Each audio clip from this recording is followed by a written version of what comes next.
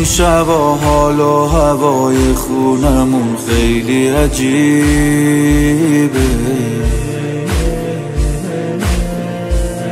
التماست میکنم بیشتر بمون ولی غریبه.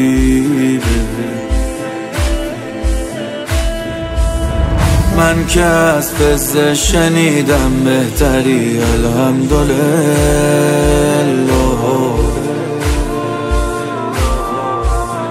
در زدم دیدم خودت پشت دری الحمدلله. حلالم کن این همه درد و طاقت آوردی، به خاطر علی زمین خوردی. میبینمت به هم میریزم. اگه زهرا عجل وفاتی رو نمیخوندی، اگه یه چند روز دیگه میموندی 19 سالت میشد عزیزم. من تنها، من مظلوم، ازت میخوام بمون خانم. من تنها، من مظلوم، ازت میخوام بمون خانم.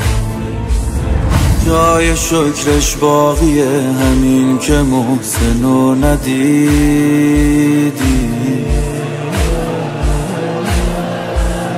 از گلوی پسر تیر سه شعبه نکشیدی.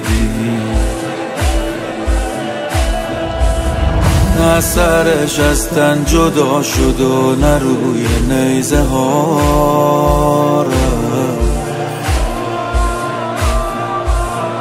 دوباره گریز روزه ها به سمت کربلا.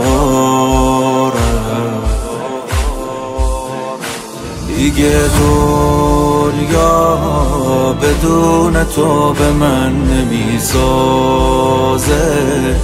هنوز میبینم چه شد بازه، برا تو میخونم لالایی. به اصرار عمه منم یه خورده ها خوردم، ببین برای تو هم آوردم، ولی تو روی نیزه هایی. من این پایین تو اون بالا، علی بالام لا لا لا لا.